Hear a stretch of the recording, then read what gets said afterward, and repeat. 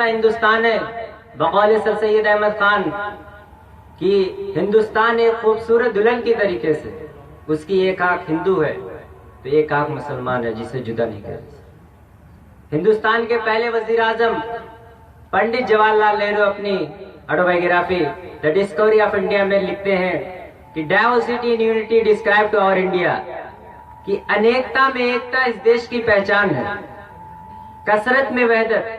ایک ایسا ملک میں ہے جہاں پہ مختلف مذاہب کے ماننے والے، ان کے اپنے اپنے تہذیب ہے، ان کی ثقافت، ان کا کلچر ہے۔ اس مجموعے کا نام، اس گلدستے کا نام ہندوستان۔ تو خاص طور سے نوجوانوں سے میری اپیل ہے کہ تو انقلاب کی آمد کا انتظار نہ کر، تو انقلاب کی آمد کا انتظار نہ کر، جو ہو سکے تو خود سے انقلاب پیدا کر۔ اب میں ایک ایسی شخصیت کو آواز دینے جا رہا ہوں جو ہمارے شہر جونپور کے ایک علمی خانوادے کے چشم و چراغ ہیں۔ آپ مسلم یونیورسٹی علی گڑھ کے جواں سال فرزندوں میں ہیں اور اب شہر لکھنؤ کو اپنی پرنور شخصیت سے منور کر رہے ہیں۔ لکھنؤ کی علمی، سماجی اور سیاسی محفلوں کے آپ زینت بنے رہتے ہیں۔ مجھے فخر ہے کہ مجھ جیسے ایک ادنا طالب علم کو ان کی نگاہوں کا اعتماد ملتا رہا ہے۔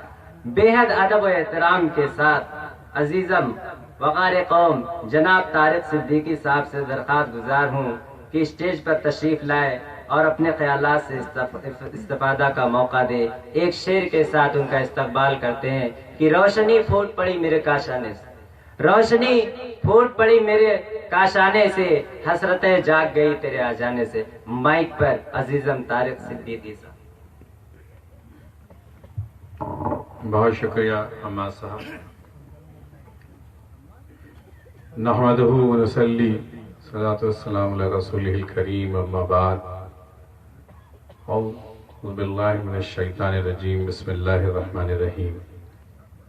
اسما عربک کالج کے زیر اہتمام آج کا یہ تعلیمی اور دعوتی اجلاس، جس کے مہمان خصوصی حضرت مولانا کلیم صدیقی صاحب آج یہاں پہ موجود ہیں، اور بانی محتمم مولانا وحید صاحب، مولانا ابو ذر مدنی صاحب، ابھی آپ سن رہے تھے عمیق جامعی صاحب کو، ایک نوجوان بے باک سیاسی مفکر جو جذبات کے ساتھ عملی کام بھی سیاست میں بے لوث ہو کر کے ہر جگہ کر رہے ہیں۔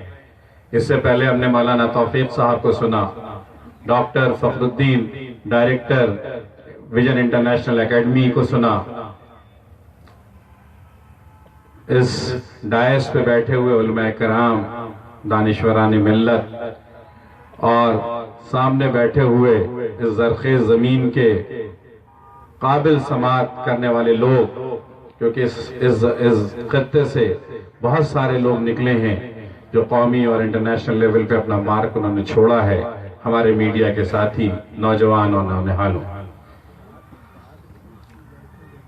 یہ ہمارے لیے باعث خوش قسمت ہے کہ ایک طرف ڈاکٹر فخر الدین کی محبت اور ان کے چھوٹے بھائی کے اصرار، اور ایک لالچ کی مولانا کلیم صدیقی صاحب کو سننے کا، سیکھنے کا ان سے اور استفادہ لینے کا موقع ملے گا، ہم کو کھینچ کر کے یہاں تک لائی۔ جو بات کی شروعات ڈاکٹر فخر الدین نے کری، میں آج کے سیمینار کے موضوع کا پہلا جز تعلیم کو لینا چاہتا ہوں۔ بالکل صحیح سوچ ہے، مجھ جیسا نوجوان، یہاں بیٹھے ہوئے تمام لوگ، ہم سب اس فکر کی تلاش میں ہیں کہ اسلامک سوسائٹی کی جو بنیاد سرور کائنات سرکار دو عالم صلی اللہ علیہ وسلم نے رکھی، وہ بمشکل تمام 200 سال بھی نہیں گزرے تھے کہ اس نے نقش پوری دنیا میں چھوڑا۔ پہلا، آپ رسول اللہ صلی اللہ علیہ وسلم کے اور اسلام کے آنے سے پہلے اور آنے کے بعد اور قیامت تک ایسا کوئی موومنٹ نہیں کھڑا ہوا جہاں تمام لوگوں نے بڑھ چڑھ کر کے والنٹری طریقے سے اس پیغام وحدانیت کا اقرار کیا ہے، تلوار کے زور پہ اسلام نہیں پھیلا ہے، ان اعمال کے ذریعے جس طریقے سے سرور کائنات سرکار دو عالم صلی اللہ علیہ وسلم نے اللہ کے احکام کو اپنی زندگی میں کر کے لوگوں کے سامنے مثال رکھا اور ان کے صحابہ دوستوں نے رکھا ہے، اس کے ذریعے اسلام پھیلا۔ وہ وقت جب عرب میں جہالت تھی، ذرا سی بات پہ لڑائیاں اور قتل ہوتا تھا، اس وقت پہ لوگوں کو سماج میں ایک ساتھ اٹھنا بیٹھنا جینا مرنا اسلام نے سکھایا، لوگوں کو لا آف لینڈ قانون کے اندر رہ کر کے جینا اسلام نے سکھایا۔ جب عورتوں کا مقام یہ تھا کہ لوگ اپنی 7 سے لے کے 11 لڑکیوں کو زندہ دفن کر دیا کرتے تھے، اس کو قرض مانتے تھے، اس وقت عورتوں کا مقام تعلیمات نبوی کی روشنی میں جس مقام تک پہنچا، بیٹی کی شکل میں، بیوی کی شکل میں اور ماں کی شکل میں، اس کی مثال دنیا کے کسی بھی جگہ پہ نہیں ملتی۔ ایسے دور سے ایسا اسلام جس کا سنہرا وقت بھی آیا 786 سے لے کر کے 1258 تک، کچھ لوگ کہتے ہیں اور کچھ لوگ 15ویں اور 16ویں سنچری تک کہتے ہیں، جب وہ ذرّی وقت ہمارا تھا، جب تقریباً دنیا کے سارے خطے میں مسلمانوں کی حکومت تھی۔ وہ ایسا وقت جہاں بغداد میں ہاؤس آف نالج کریٹ کر دیا گیا تھا خلیفہ ہارون رشید کے زمانے میں، اور اس وقت پوری دنیا کے ہر فکر کے لوگ وہاں آتے تھے اور تعلیم کا آدان پردان ہوتا تھا، اور وہ ایک گہوارہ بن گیا تھا پوری دنیا کا۔ یہ وہی وقت ہے جس وقت 859 میں دنیا کی سب سے پرانی ڈگری دینے والی یونیورسٹی موروکو میں ایک جگہ ہے فز، وہاں پہ القیروانی کے نام سے قائم ہوئی، مسلمانوں نے قائم کیا۔ 978 میں الازہر مصر میں قائم ہوئی، جو آج تک قائم ہے اور اسلام کے لیے ایک بڑی، ہمارے بیچ میں عالی جناب محترم مولانا کلیم صدیقی صاحب تشریف لا چکے ہیں، میں منتظمین کی جانب سے اور اپنی جانب سے ان کا خیر مقدم کرتا ہوں۔ تو میں آپ سے یہ کہہ رہا تھا کہ 978 میں الازہر میں مصر میں جو یونیورسٹی قائم ہوئی، وہ آج تک اسلام کی ایک سب سے بڑی یونیورسٹی موجود ہے۔ اسی 9ویں سنچری میں ٹرانسلیشنز ہوئے، انواد ہوئے، پوری دنیا کے تمام زبان میں جتنے علوم موجود تھے ان کا عربی میں ٹرانسلیشن کرنے کا جب 9ویں سنچری میں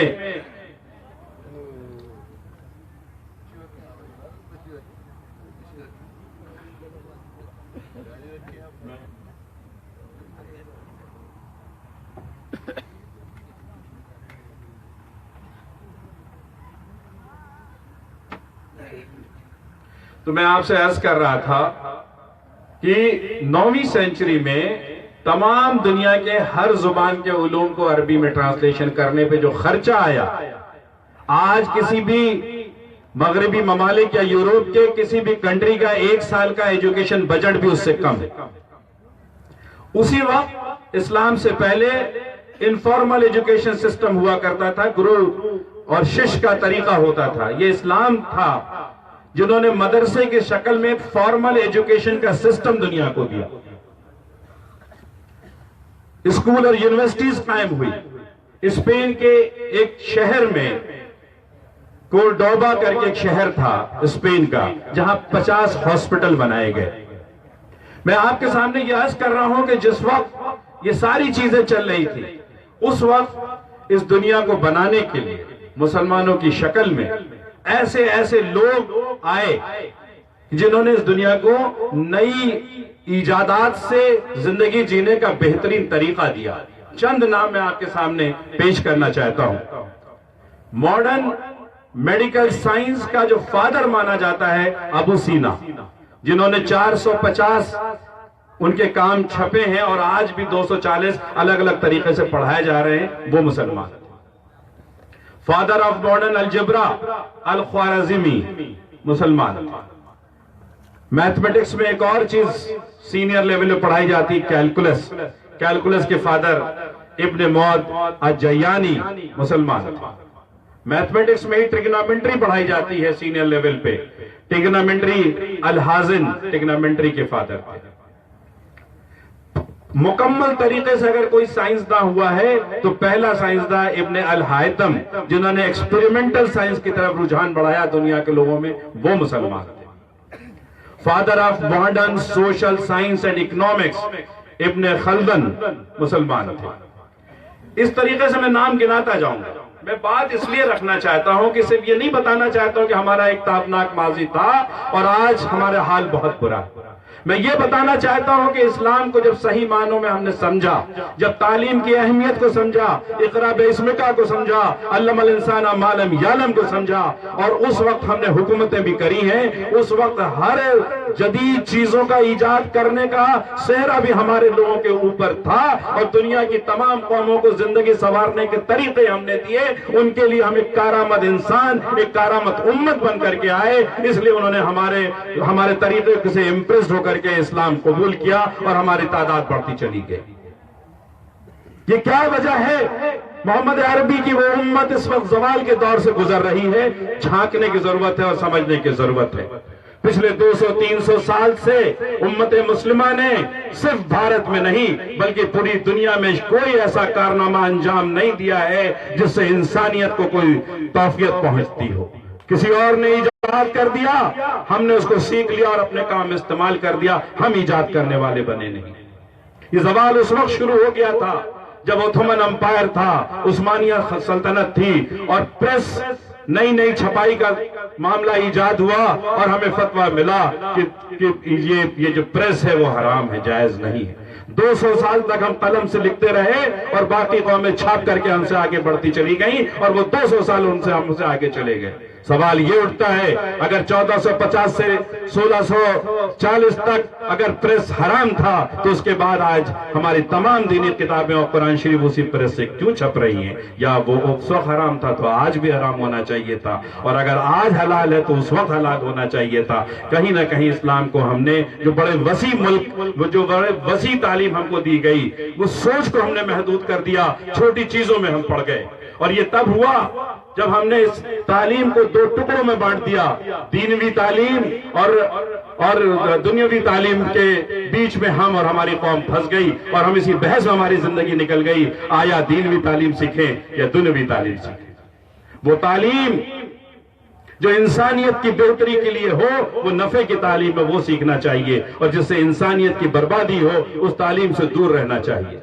اگر تعلیم کو 2 خانوں میں بٹنا ہوتا تو بدر کی لڑائی میں جب مسلمان جیتا، اور اس وقت کا یہ طریقہ کار تھا کہ جو بندی ہوتے تھے، جو ہارے ہوئے لوگ ہوتے تھے، یا تو وہ اسلام قبول کر کے اپنی جان بچا سکتے تھے یا فدیہ دے کر کے اپنی جان بچا سکتے تھے، لیکن جن کے پاس فدیہ بھی نہیں تھا، اللہ کے رسول صلی اللہ علیہ وسلم نے ان سے کہا گیا ہے، لوگوں اگر تم میں سے ہمارے لوگوں کو کچھ پڑھا دو تو ہم تمہیں چھوڑ دیں گے اگر تم کچھ سکھا دو۔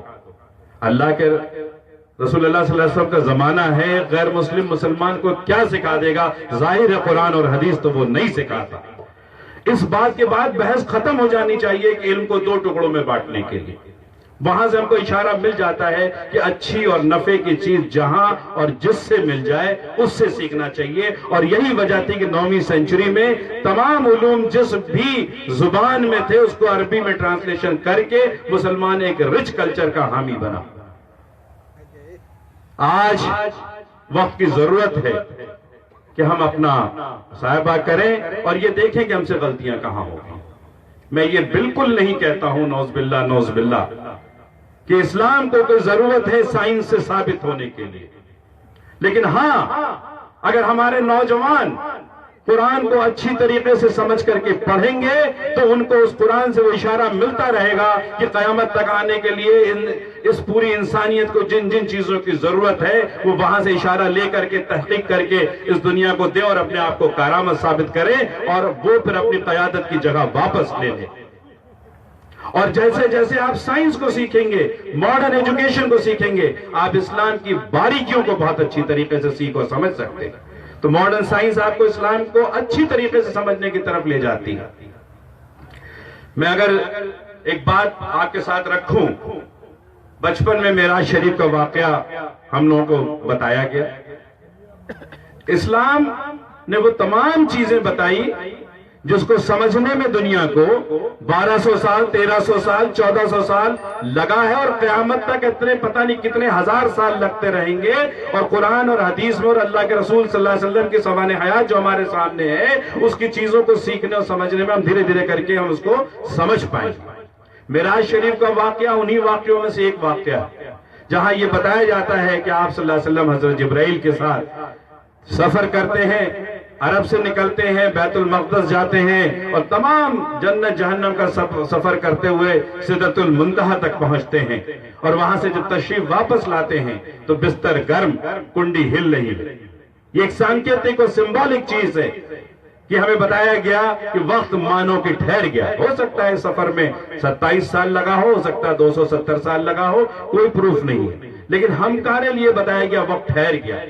ہمارا ایمان مکمل ایمان ہے اللہ، اور اس لیے ہم نے اس کو یقین کیا، لیکن ایک انسانی ذہن اس بات کو ماننے کے لیے تیار نہیں ہوتا کہ اتنا بڑا سفر، اتنی ساری باتیں بتائی گئی اور بستر گرم تھا اور کنڈی ہل رہی تھی، یہ کیسے ہو سکتا ہے؟ دنیا کا سب سے بڑا سائنسداں البرٹ آئنسٹائن 1902 میں تقریباً 1300 سال بعد یہ بات کہتا ہے کہ اگر کسی چیز کی روشنی سورج کی روشنی کے برابر یا اس سے تیز ہو جائے تو اس چیز کے ذریعے چلی گئی دوری، لیا گیا وقت، گین کیا گیا وزن، تین کے تینوں چیزیں ٹھہر جاتی ہیں، اور اس کو تھیوری آف ریلیٹیوٹی کہتے ہیں، جس پہ ان کو بعد میں وہ نوبل پرائز ملا۔ سب سے بڑا سائنسداں کہہ رہا ہے، 1300 سال کے بعد کہہ رہا ہے، جو کائنات کا مالک خالق سورج کی روشنی کو 3 لاکھ کلومیٹر پر سیکنڈ کی اسپیڈ سے چلاتا ہے، وہی خالق مالک اپنے فرشتوں کو پلک جھپکتے آسمان سے زمین بھیجتا ہے۔ اس کا مطلب ان کی بھی اسپیڈ ویلاسٹی آف لائف سے برابر یا اس سے زیادہ ہوگی۔ آپ صلی اللہ علیہ وسلم ان کے ساتھ سفر کر رہے ہیں تو یہ مانا جائے گا کہ ان کی بھی اسپیڈ ویلاسٹی آف لائف سورج کی روشنی کی اسپیڈ کے برابر یا اس سے زیادہ ہوگی۔ اگر ہوگی اور البرٹ آئنسٹائن کی مان لیں تو وقت کا ٹھہرنا ان کی تھیوری ہے۔ اس لیے پتہ نہیں کتنے 100 سال کا یہ سفر رہا ہوگا، ہم انسانی مزاج اور انسانی ذہن اور انسانی آنکھوں کے سامنے وہ پورا کا پورا وقت ٹھہر گیا۔ سائنسٹیفکلی یہ بات پروف ہوئی، جیسا میں نے آپ سے پہلے کہا کہ سائنس سے اسلام کو ثابت ہونے کی کوئی ضرورت نہیں، لیکن اسلام کی ان تمام چیزیں جو مجھے گتھیاں لگتی ہیں وہ لا علمی کی وجہ سے لگتی ہیں۔ اگر ہم نے ماڈرن اور جدید چیزوں کو پڑھا اور اپنے بچوں کو پڑھایا تو اسلام جو بڑا لاجیکل مذہب ہے، جو فلسفہ حیات ہے، اس سے اچھا فلسفہ حیات نہ آیا ہے نہ آ سکے گا، وہ صحیح معنوں میں ہم تک بھی پہنچے گا۔ اور جو غیر مسلم ہیں، جو برادران وطن ہیں، جو تڑپ رہے ہیں صحیح روشنی کے لیے، ان کو ہم جذباتی باتوں سے نہیں سمجھا سکتے، ان کو ہم لاجیکل بات بتائیں گے تو ان میں ایک بڑی تڑپ ہے اور وہ اس چیز کو انشاءاللہ فالو کریں گے۔ چھوٹی سی بات، ایک ختنہ جو ایک سنت کے طریقے سے ہماری زندگی میں آیا، آج جب میڈیکل سائنسز اپنی ترقی کی انتہا کو پہنچ گئی تو مغربی ممالک میں میڈیکلی پرسکرائبڈ ہے، اور نوجوانی کی عمر میں جا کر کے تقریباً ہر آدمی ختنہ کراتا ہے، چاہے وہ کسی بھی مذہب کا ماننے والا ہو، اور مانا جاتا ہے اس سے ایڈز اور STDs کم ہوتی۔ تو یہ تمام ذخیرہ اسلام کی شکل میں ہمیں ملا ہے۔ ہم وہ نادان ہیں جو ان تمام جواہرات کو پتھر سمجھ کر کے بیٹھے ہوئے ہیں۔ اگر ہم علم کا سہارا لیں گے اور صحیح معنوں میں پڑھیں گے تو یہ تمام چیزیں سمجھ میں آئے گی۔ جو ہمارے اندر فنڈامنٹلسٹ کا الزام لگایا جاتا ہے، بیکورڈ قوم کا الزام لگایا جاتا ہے، جب آپ سمجھیں گے تو آپ بتائیں گے ہم سے بڑا ماڈرن کوئی نہیں ہے۔ 1350 سال میڈیکل سائنس کو لگا یہ بتانے میں کہ ختنہ ہونا چاہیے، 1300 سال آئنسٹائن کو لگا یہ بتانے میں کہ اگر اس طرح کا سفر ہوگا تو وقت ٹھہر جائے گا، بہت ساری باتیں بتانے میں وقت لگا۔ قال رسول اللہ اطلب العلم من المہدی الی اللحد، فرمایا اللہ کے رسول صلی اللہ علیہ وسلم نے علم کو سیکھو پیدائش سے لے کر کے مرنے تک، کوئی قید نہیں ہے۔ ہم سب جو بیٹھے ہوئے ہیں جتنا سیکھ چکے ہیں، اور اب تو بڑا آسان ہو گیا ہے، اس موبائل میں تقریباً ساری چیزیں موجود ہیں۔ ہم جو لوگ ہندی انگریزی نہیں بھی جانتے تھے، انہوں نے اپنی ضرورت اور شوق کے حساب سے موبائل کو چلانا سیکھ لیا ہے۔ اگر اس میں سے بھی ہم چاہیں گے کہ کچھ وقت سنجیدگی سے دے دیں تو بہت ساری کارآمد علم ہم اس سے لے کر کے چلتے پھرتے بھی سیکھ سکتے ہیں۔ اب ہماری پکڑ زیادہ ہوگی، جتنی سہولیت کی دور سے یہ قوم اور یہ ہم لوگ کا وقت گزر رہا، اتنی ہماری پکڑ بھی ہوگی۔ ہم کو اس تمام ماڈرن چیزوں کا صحیح استعمال کرنا چاہیے۔ آخری بات، میں یہ بالکل نہیں بتانا چاہ رہا ہوں کہ ہم لوگ بہت برے دور سے گزر رہے ہیں اور ہم سب سیمینارز الگ الگ جگہوں پہ 4-4 گھنٹے اور اینڈ رزلٹ کچھ نہیں نکلتا ہے اور پھر نئے سرے سے شروعات ہوتی ہے. میرے نوجوان ساتھیوں، مجھے لگتا ہے کہ ہماری جو پٹی ہوئی قوموں کی نشاندہی جتنی ہے وہ سب ہم میں موجود ہے. ہم مجموعی اعتبار سے کوئی کام نہیں کر چاہتے، انفرادی اعتبار سے چمکنا چاہتے ہیں. ہم یہ چاہتے ہیں کہ خود کی بنائی ہوئی کسی پلیٹ فارم یا انجمن کے پریزیڈنٹ اور سیکریٹری کی لڑائی ساری زندگی لڑتے رہیں کہ سال کے جلسے میں ایک دفعہ فوٹو آ جائے. لیکن ہم کبھی یہ نہیں چاہتے کسی ایک بڑے پروگرام میں جس میں اس پوری کی پوری ہمارا جو تابناک ماضی تھا ہم وہاں تک پہنچ سکتے ہیں. ایسا مل جل کر کے اگر کوئی پروگرام بنتا ہے، اس پروگرام کو جتنی صلاحیت اللہ نے ہم کو دی ہے جسمانی اور ذہنی اعتبار سے، ہم اس کو جڑ کر کے اس بڑے پروگرام کا حصہ بنے، تب جا کر کے مجھے لگتا ہے کہ 25 سال 50 سال 75 سال علماء اکرام اور ہم سارے لوگ مل کر کے اگر کوئی لمبا پروگرام بنا تفریق و مذہب و ملت اور مسلک بنائیں گے، اور وہ برابر پیرلل بنانا پڑے گا. سیاسی بیداری اور سیاست پہ قبضہ، تعلیمی بیداری، تعلیم پہ قبضہ، معاشی بیداری، معاشی اعتبار سے بھی ہم کو بہتر ہونا ہے، اور میڈیا پہ بھی ہم کو قبضہ موجودہ دور میں کرنا ہے. اگر ان چاروں چیزوں کا پروگرام کوئی 25 50 75 سال کا بنے گا تو شاید ہماری اگلی جنریشن یا اس کی اگلی جنریشن سینہ اٹھا کر کے اور اچھے طریقے سے جی سکتی اور رہ سکتی ہے. ہم بالکل کسی حکومت کو بلیم کرنا بند کر دیجئے، یہ ہماری کوتاہیاں ہیں. ہم نے صحیح جگہ اپنا وقت نہیں لگایا ہے کہ آج وہ جو لیڈ کرنے والی قوم تھی وہ فالوور بن گئی ہے. ہم فالوور سے پھر لیڈر بن سکتے ہیں اگر کسی long term long driven program کے ہم حصہ بنے. جہاں تک مسئلہ تعلیم کا ہے، میں آخری بات کہہ کر کے اپنی بات ختم کروں گا کہ مولانا تو ہمیں سننا، ہم نے وقت بہت لے لیا ہے. آخری بات یہ میں کہوں گا، بہت ساری جگہوں پہ تڑپ پہ کام ہو رہا ہے. ایک طرف ویژن انٹرنیشنل اکیڈمی جیسے اسکولز کھلنے ہیں، مولانا کلیم صدیقی صاحب کا یہ دریا دلی کہہ لیجئے یا ان کی سوچ کہہ لیجئے، ان کا فکر کہہ لیجئے، انہوں نے زمین دی، انہوں نے ہم لوگوں کو ڈائریکشن دیا، گائیڈنس دی، تو آج 80 بچے حافظ بچے ہیں جن کو ماڈرن ایجوکیشن سے جوڑ کر کے یہ تڑپ ہے کہ 4 سال 6 سال 8 سال کے بعد یہ لڑکے IIT اور IIM اور ایمز کے ذریعے پریمیئر انسٹیٹیوٹ میں پڑھ کر کے لیڈرشپ پوزیشن پہ جائیں، ہمارے حافظ ہمارے حفاظ بچے جائیں. اسی طریقے سے یہ بھی ایک تڑپ ہے جو اسکول چل رہے ہیں ان کی گیپ انالیسس کر کے جو پیسہ لگ گیا ہے، جو کمیاں ہیں وہ دور کر کے اس اسکول کو بہتر بنایا جائے. یہ بھی تڑپ چل رہی جو ہمارے مدارس اور مکاتب ہیں، وہاں بھی 80-90% اچھی چیزیں ہو رہی ہیں. 10-15% کا اگر کوئی گیپ ہے تو اس گیپ کو سمجھ کر کے ان کو کسی طریقے سے ٹرانسفارم کیا جائے ماڈرن ایجوکیشن کی طرف، جس میں ہمارے وہاں سے نکلنے والے بچے مؤذن بھی ہوں، امام بھی ہوں، لیکن ساتھ ساتھ ان کو اپنا خود معاشی اعتبار سے اتنے خود کفیل ہوں کہ ان کو کوئی دب کر کے کسی سے کام کرنے کی ضرورت نہیں ہے. ہمارا امیر کبھی بھی دب کر کے ہماری قیادت نہیں کر سکتا ہے، اس پہ بھی کام ہے. اور جو بالکل ہی جو کہیں سے جڑے ہوئے ہیں ان کو چھوٹے موٹے اسکول بنا کر کے جھوپڑ جھوپڑی بستیوں کو جوڑنے کی کوشش کی جا رہی ہے. بہت سارا کام ساؤتھ انڈیا میں ہوا ہے، 40-50 سال سے ہو رہا ہے. یوپی نارتھ انڈیا پچھڑ گیا تھا، یہ تڑپ اب جاگی ہے. اللہ سے دعا کریے کہ اللہ کامیاب کرے. 20 سال 25 سال 50 سال بڑا وقت گزر گیا ہے. کوئی جلد بازی میں ہمیں نہیں کرنا چاہیے کہ 2-4-5 سال میں کچھ ہمارے ہاتھ نہیں آنے ہیں. ہم کو سنوارنا ہے اپنی اس قوم کو اگلی جنریشن یا اس سے اگلی جنریشن کے لیے. میں ایک دفعہ پھر سے شکر گزار ہوں محتمم کا، اسما عربی کالج کا، جنہوں نے مجھے موقع دیا کہ میں آپ کے ساتھ روبرو ہو سکوں اور اپنے خیالات، اپنے احساسات اور اپنے تجربات آپ کے ساتھ رکھ سکوں. وآخر الدعوانا الحمدللہ رب العالمین. بہت بہت شکریہ طارق صدیقی صاحب. اب پروگرام کے مقرر خصوصی حضرت مولانا محمد کلیم صدیقی صاحب تشریف فرما ہے. دعوت سخن دینے کے لیے میں والد محترم حضرت مولانا ڈاکٹر عبدالوحید قاسمی صاحب کو آواز دیتا ہوں کہ وہ آئیں. اور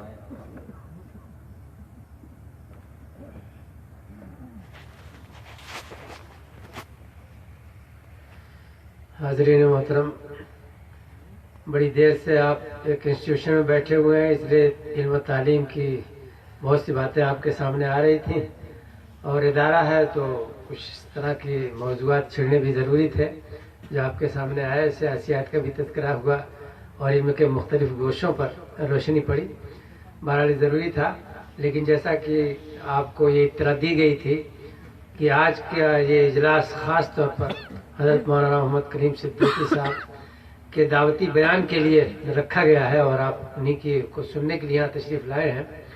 حضرت اس سے پہلے بھی ہمارے یہاں 2 بار آ چکے ہیں اور یہ ان کی ذرہ نوازی، ان کی کرم فرمائی ہے کہ جب بھی میں نے اشارہ کیا تو حضرت نے اپنی مصروف ترین زندگی میں سے وقت نکال کے ہمیں دیا ہے اور ہمارے علاقے کے لیے مہربان ہے۔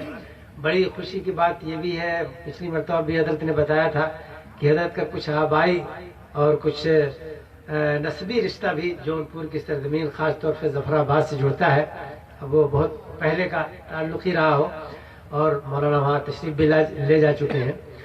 تو میں اس نسبی تعلق کا بھی حوالہ دینا چاہوں گا کہ حضرت اسی بہانے آئیں۔ بہرحال ہماری سرزمین آپ کا دل کی گہرائیوں سے استقبال کرتی ہے اور آپ تشریف لائے، اس کے لیے میں آپ کا شکر گزار ہوں۔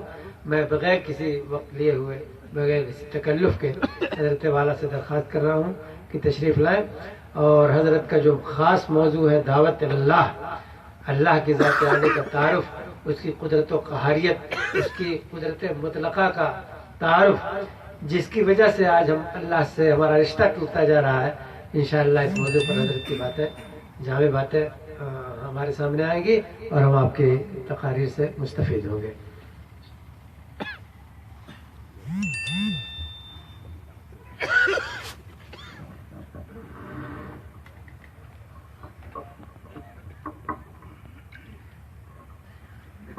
بسم الله الرحمن الرحيم الحمد لله رب العالمين والصلاة والسلام على سيد المرسلين وخاتم النبيين وعلى آله وصحبه أجمعين ومن تبعهم بإحسان ودعا بدعوته إلى يوم الدين. أما بعد فأعوذ بالله من الشيطان الرجيم. بسم الله الرحمن الرحيم. ومن أحسن قولا ممن دعا إلى الله وعمل صالحا وقال إنني من المسلمين. ولا تستوي الحسنة ولا السيئة ادفع بالتي هي أحسن فإذا الذي بينك وبينه عداوة كأنه ولي حميم. وما يلقاها إلا الذين صبروا وما يلقاها إلا ذو حظ عظيم. وإما ينزغنك من الشيطان نزغ فاستعذ بالله إنه هو السميع العليم. حضرات اکابرین امت، علماء اعظام اور حاضرین گرامی، مجھ جیسے چھوٹے اور کھوٹے اور ایک دیہاتی ایسے علاقے کے لیے کے رہنے والے کے لیے، جس علاقے کو اہل ادب نے مشدد آباد کہا ہے، مظفر نگر کو عالم سرور نے کئی جگہ مشدد آباد لکھا ہے، وہاں بولنے کا بھی ہم لوگوں کو، ہمارے علاقے کے لوگوں کا کچھ طریقہ نہیں ہوتا، چیز میں تشدید بولی جاتی ہے، آٹے کو آٹا، لوٹے کو لوٹا، روٹی کو روٹی، اس طرح بولا جاتا ہے۔ وہاں کا میں کسان کا بیٹا ہوں، مولانا فخر الدین صاحب، حضرت مولانا عبد الوحید صاحب کے قابل فخر و قابل رشک صاحبزادے ہیں، وہ یہاں رہے ہیں ہمارے یہاں پر۔ وہ اس جہالت کو دور کرنے کے لیے ان کی خدمات کو استعمال کیا جا رہا ہے، اللہ کا شکر ہے۔ وہ جانتے ہیں کہ ہمارے یہاں بھی کھیتی ہوتی ہے، بھینسیں بیل بندے ہوئے ہیں، اور میں نے تمام کھیتی کے تمام کام کیے بھی ہیں۔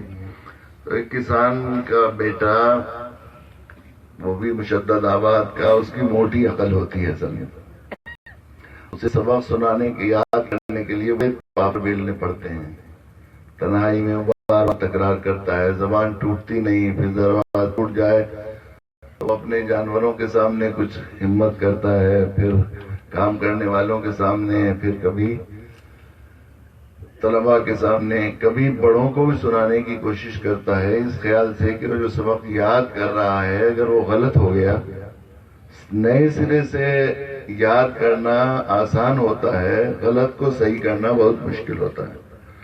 تو مجھے یہ موقع ملا کہ اہل علم کی اس مجلس میں مجھے سبق سنانے کا موقع ملا۔ میں نے اس موقع پر قرآن مجید کی کچھ آیات آپ کے سامنے پڑھی ہیں، اور امت مسلمہ کے ایک اہم ترین مسئلے کی طرف، جس سے پورے عالم اسلام کے مسلمان جھوج رہے ہیں، اس کی طرف اپنی اور اپنی شرکا کی توجہ دلانے کی کوشش کی ہے، مبذول کرانے کی کوشش کی ہے۔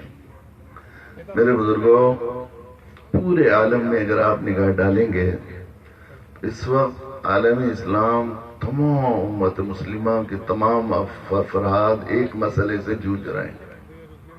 وہ مسئلہ اتنا زیادہ بگڑ رہا ہے